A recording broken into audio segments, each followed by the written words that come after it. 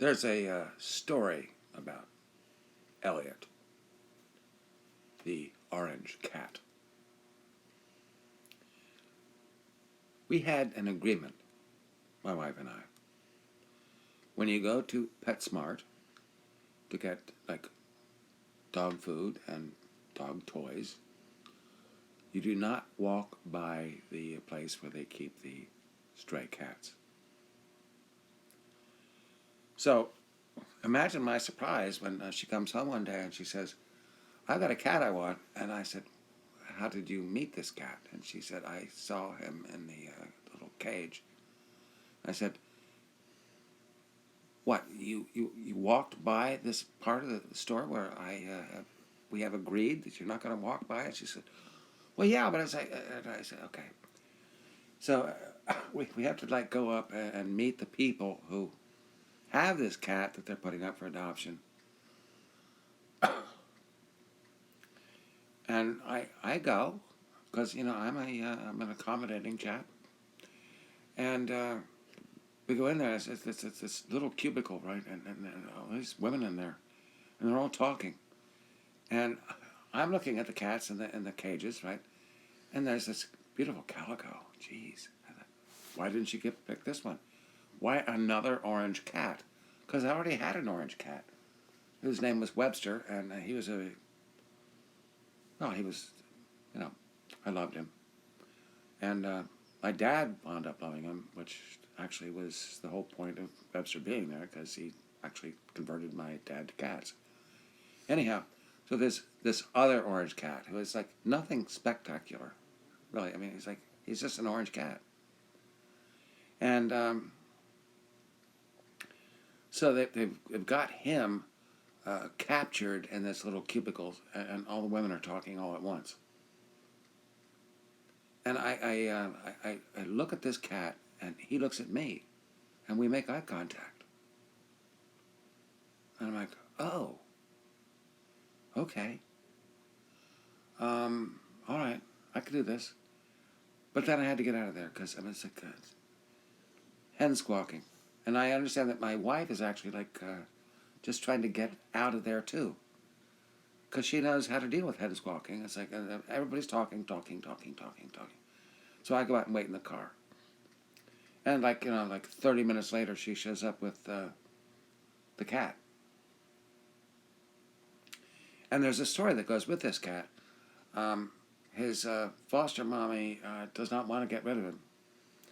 And that's the reason why there was all the hen squawking. It's like, she loves this cat. He's like the best cat that ever was. Except that every other cat in the world is afraid of him. Okay. Well, we're the perfect place. We live out in the country, and it's like, okay, so he can go, And she says, you can't let him outside. And we're like, okay. We won't let him outside because it's not our practice to let cats outside. And then it turns out that he knows how to get outside. So we would wake up in the morning, and he would be like on the stoop of the porch. And I guess it would be like overplaying the game to say that he had like blood on his claws, but it's like we used to have like cats that like ran through our neighborhood. It's like, and that stopped. It's like nobody ran through our yard anymore after he showed up. And we had our own pecking order.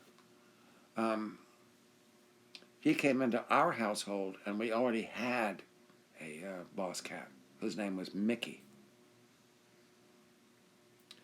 And he was a feral.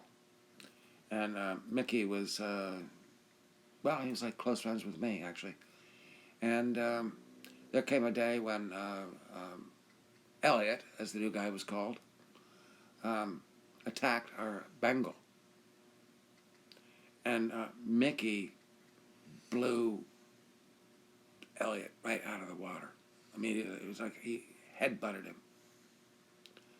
And that was the end of that. So it was like, so as long as Mickey was alive, he was still the boss cat. And then Mickey died, and Elliott became the boss cat. So we kept reporting back to his mom. It's like, no, Elliot's fine. She said, she told us originally that Elliott had a bad hind leg, so we should take care of him. And the truth was, there was nothing ever wrong with Elliott's hind leg. He was like Mike Tyson. He had these huge paws. He was a killer cat. He was a Tom. He was like,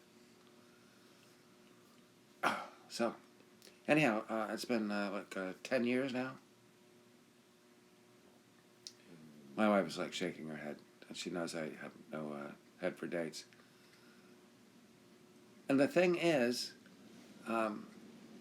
Elliott bonded with me in that single moment in that little cubicle when I walked out, and he's been bonded with me ever since. It's like every week or every 2 weeks, it's like he has to come and have his private time with me.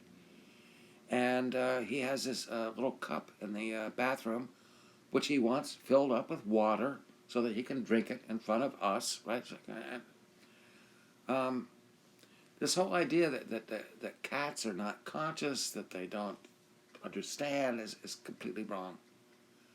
Elliott is a very, very, very smart cat. And he loves me, he loves his mommy, and that's the end of this story.